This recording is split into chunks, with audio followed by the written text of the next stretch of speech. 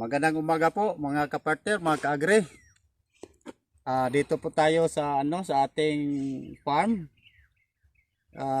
Villa Teresita, Villa Charm Agri Business Farm. So mayroon tayong 2,200 hills, 2,002 kapuno na ampalaya sa ating farm.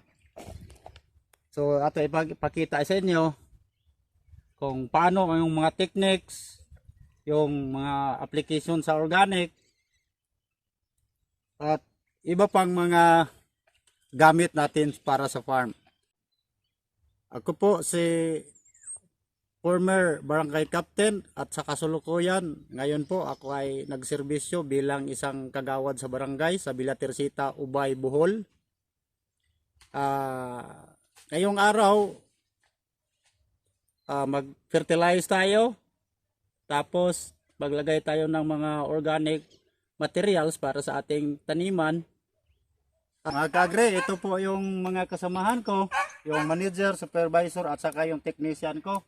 Ito po si Manager Jonathan Digamo, yun si Sagani Baldon, yung supervisor namin. Yung technician namin si Alfredo Udal. Taga Villa Teresita lang po sila. Yung mga yung sipag at tiyaga yung mga samahan ko. So let's go.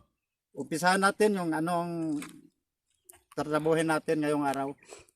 Mag-agree dito po nag-umpisa ang ating puno sa ating ampalaya.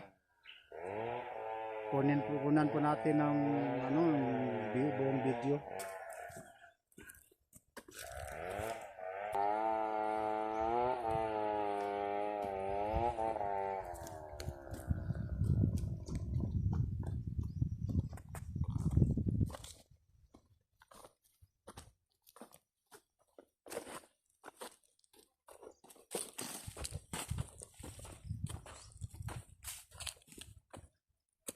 May bunga na mga kaagri. Siguro mga 2 linggo pwede na ito mapitas.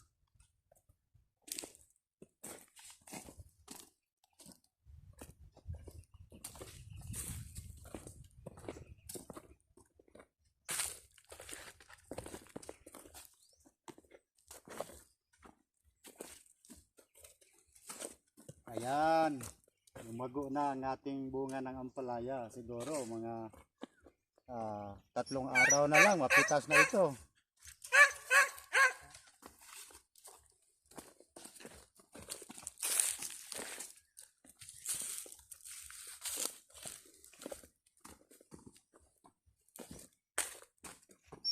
Ito malaki na, pwede na bukas. Pwede na ito mapitas. Bukas pwede na.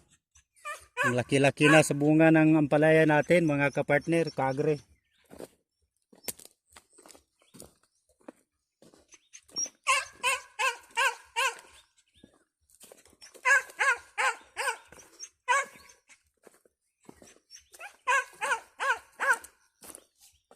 Ayan.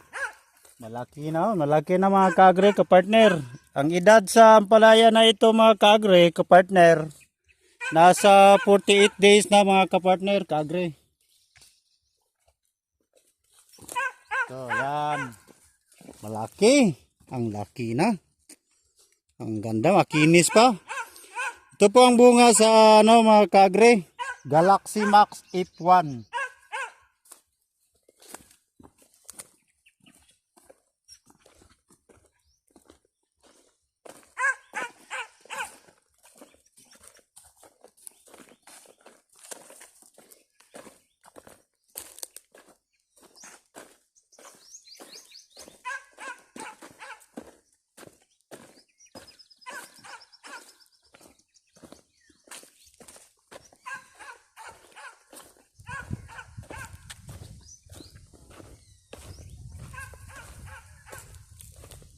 Dito, meron namang bunga dito. Ang daming bunga.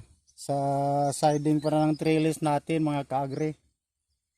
Saka yung mga bulaklak, yung mga dahon yun. Mga kaagri, dapat mag-monitor sa Yung mga monitor natin yung mga kagre, kapartner, yung mga insekto, lalong-lalo na sa no, yung sa fruit fly. Kasi itong number 1 na maninira sa bunga ng ating ampalaya.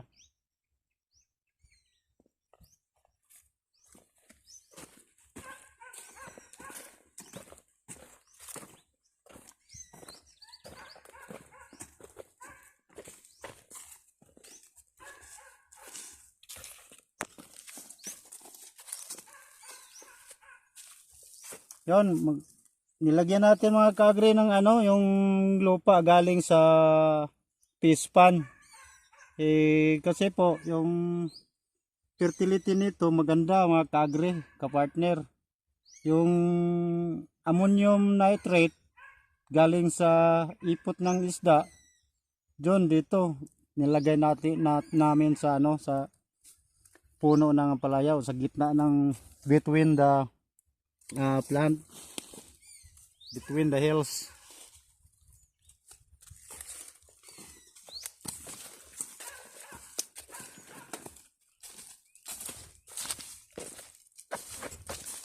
Mga kagre, ang dami naman yung ano, mayroon tayong mga bambo na ginagamit natin sa pang trellis, yung pang alalay sa ano, yung sa nylon, para ano, para yung trellis natin matibay, yung ginagamit natin.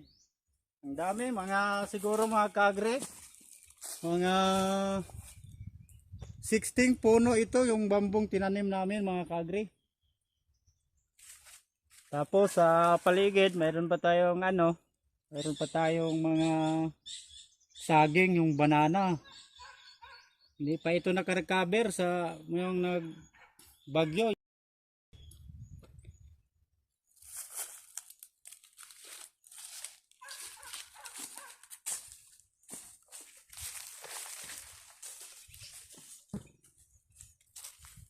Mga kagre, kapartner, yung edad sa ampalaya natin, yung sa gilid, ito nasa mga siguro mga 30 days, mga 30 days. Yun, nagumpisa na itong mamunga. Mayroon na mga toy-toy.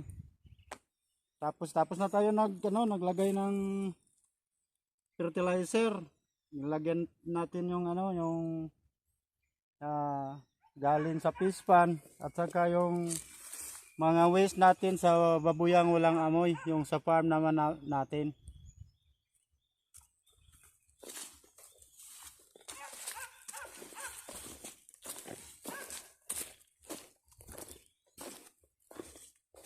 Mga kaagre, kapartner, itong resulta sa paglagay natin, may pundasyon tayo dito, may basal tayo na galing sa ating farm, sa ating babuyang walang amoy. Yung waste nila nilagay natin dun sa puno. Pagkatapos nilagyan pa natin ng waste galing sa fish pan at saka yung tubig galing sa ating tilapia sa ating palaisdaan.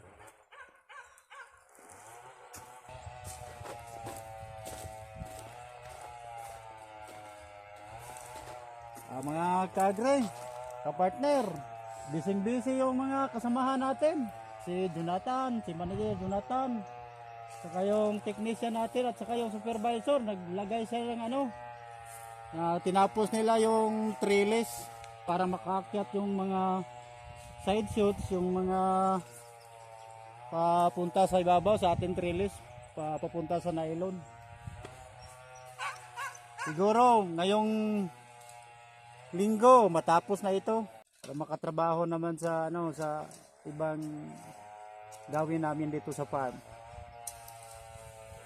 Mga kapartner, yung source natin sa sa tubig, may source doon galing po sa sa sapa.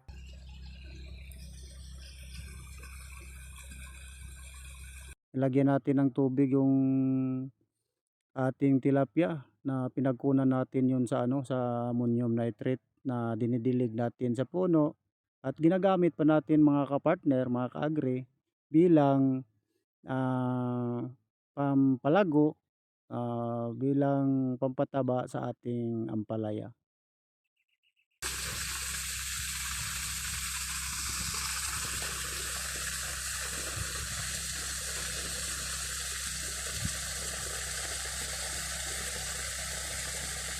Mga kapartner, ka-agree, yung binuhos natin yung tubig sa may tilapia para makaproduce na naman tayo pangdilig sa ating ampalaya.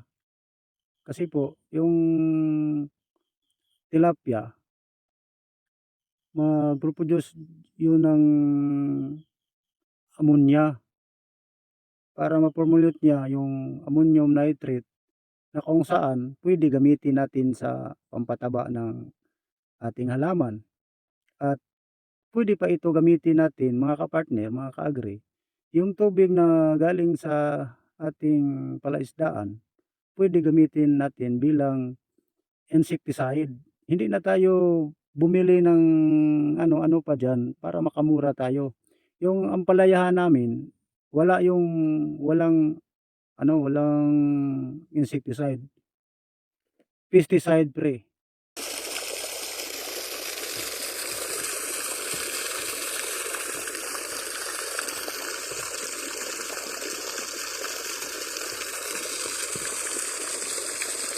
Mga ka-agri, ka-partner, kita-kita na lang tayo sa sunod na kabanata sa ating video sa ating YouTube channel. Thank you for watching sa ating Bilya Charm Agribusiness Channel TV. Thank you for watching.